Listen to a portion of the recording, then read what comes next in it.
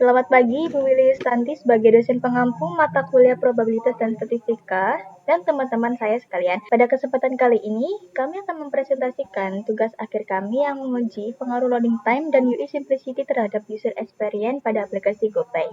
Sebelumnya, izin perkenalan, nama saya Keisha Arvela Alia Putri dengan NIM 250512140001 dan rekan saya Krisnamon Raja dengan NIM 250512141017. Oke, pada latar belakang konteksnya itu pada perkembangan model payment atau kami pakai GoPay, terus dengan menuntut persaingan antara user experience yang optimal.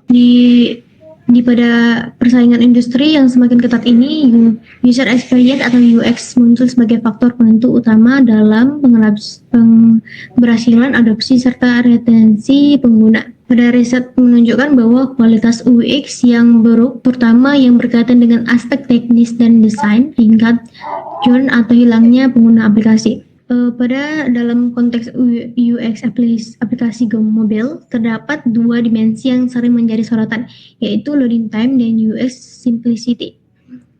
Loading time yang lama seringkali memicu frustasi pengguna, sedangkan desain antarmuka yang terlalu kompleks dapat meningkatkan beban kognitif, memperlambatkan proses pembelajaran dan mengurangi efisiensi pengguna. Di sini dijelaskan mengenai faktor mana yang lebih dominan dan apakah ada efek interaksi di antara keduanya. Baik, lanjut ke rumusan masalah dan tujuan. Nah, yang pertama, apakah loading time dan UI simplicity ini berpengaruh signifikan terhadap UX pada aplikasi GoPay? Lalu yang kedua, faktor mana yang memiliki pengaruh lebih dominan terhadap UX?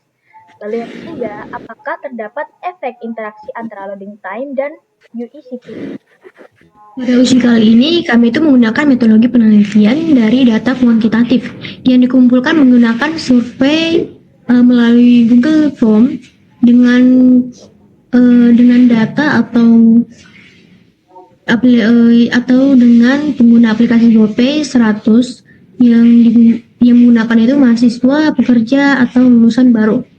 Pada analisis data, kami itu menguji asumsi klasik dan juga dua uji utama, regresi linear berganda dan ANOVA dengan 3x3 respon faktorial. Kami uji statiknya itu menggunakan software SPSS. Lalu kemudian alur prosedur penelitian dimulai dari pengumpulan data dan terkumpul sebanyak 100 pada pengguna aplikasi GoPay. Lalu kemudian kita pemrosesan data dan data screening. Untuk uji asumsi klasik menggunakan normalitas dan linearitas. Akurasi terpenuhi, jika kita iya, maka kita akan lanjutkan ke analisis utama, yaitu regresi linear berganda, kemudian ANOVA 2 faktor 3x3. Lalu lanjut ke uji post hoc 2K HSD jika efek ANOVA 2 faktor ini signifikan. Lalu yang terakhir kita akan melakukan pengujian hipotesis, lalu penarikan kesimpulan dan saran. Jika tidak, maka akan melakukan transformasi data dalam metode non-parametrik. Lalu untuk uji post hoc-nya, jika tidak, maka kita akan transformasi data metode sebagai non-significant. Dan ini adalah profil respon dari yang kami kumpulkan dari melalui Google Form. Dan pada grafik pada responden ini yang paling banyak pengguna GoPay itu yaitu mahasiswa atau siswa, yaitu 83%, dan paling pengguna itu jarang menggunakan aplikasi GoPay dengan 48%. Itu adalah profil responden yang kami kumpulkan dengan 100 data. Baik, lanjut ke statistik deskriptif. Nah, di sini secara statistik rata-rata skor UX yang diberikan responden adalah 5,03. Sedangkan untuk loading time dan UI simplicity berada di kisaran skor 3,3 hingga 3,5. Dengan banyak data sebanyak 100, di sini kita mendapatkan minimum statistik, maksimum, kemudian mean, lalu standar deviasi statistik, skewness, dan kurtosisnya. Di tabel yang kedua ini hasil uji asumsi klasik. Yang pertama kami uji itu adalah uji normalitas residual.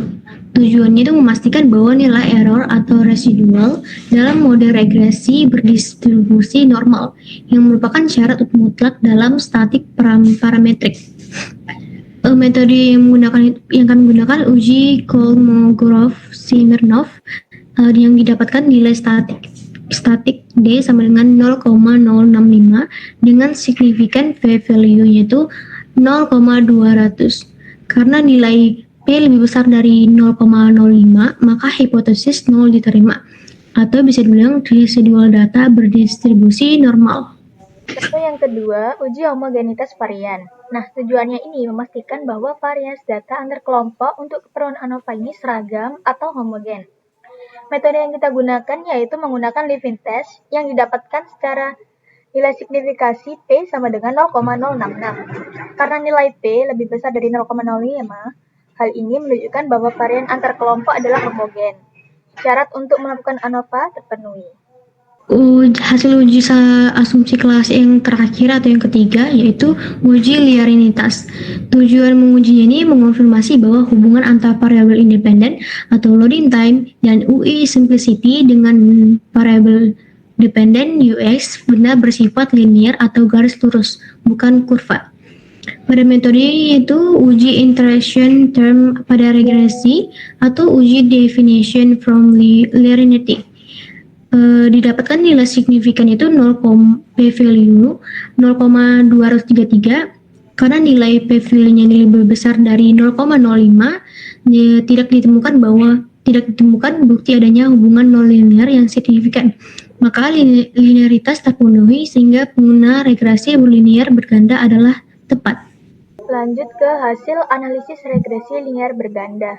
Nah, model ini terbukti signifikan dengan F 37,532 dan p-value lebih dikit dari 0,01 dengan R pangkat 2 sama dengan 0,436. Bersama regresinya mendapatkan UX sama dengan min 0,020 ditambah 0,565 sebagai loading time, lalu kemudian ditambah 0,904 sebagai UI simplicity. Nah, UI simplicity ini termasuk beta terstandar 0,446 yang lebih dominan, kemudian loading time ini beta terstandarnya 0,307. Ini adalah hasil tabel menunjukkan hasil ANOVA 2 faktor. Dan pada garis low chart dan UX chart itu yang ini, kedua faktor terbukti memiliki main effect atau efek utama yang signifikan terhadap UX. Pada main effect signifikan untuk kedua faktor p-value lebih kecil 0,05. Efek interaksinya tidak signifikan karena F sama dengan 0,249 dan p-value 0,910. Efek UI simplicity 0,125 large effect dan loading time 0,079 medium effect. Lalu untuk uji lanjutan, kita menggunakan post hoc to KAST. Ini dilakukan karena ANOVA menunjukkan hasil yang signifikan. Nah, UI simplicity ini terdapat perbedaan signifikan antar semua kelompok, 1 versus 2, 1 versus 3, 2 versus 3. Perubahan kecil ini pada desain sangat dirasakan pengguna.